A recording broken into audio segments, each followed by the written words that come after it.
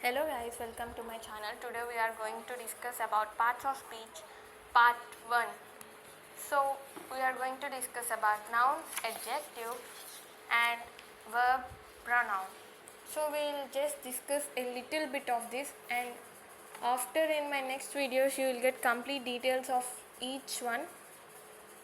So let's see.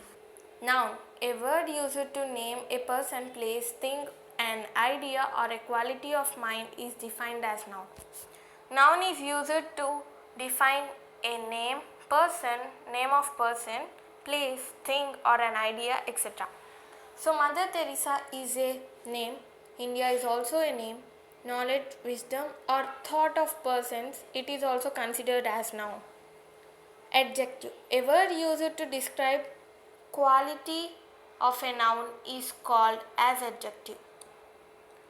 Here, Telugu is a religional language. Religional is the word which used to describe noun Telugu. I read a historical novel. So here historical gives you the complete meaning of novel. Like what he read a historical novel.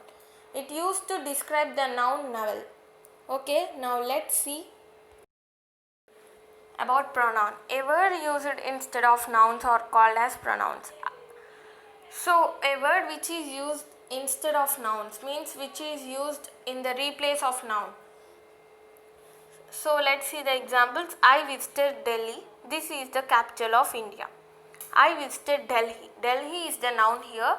This is the capital of India. Here this gives you the meaning of Delhi. Instead of writing Delhi, Delhi, Delhi, we use this. So coming to next example, Prasad is my friend. He is very kind.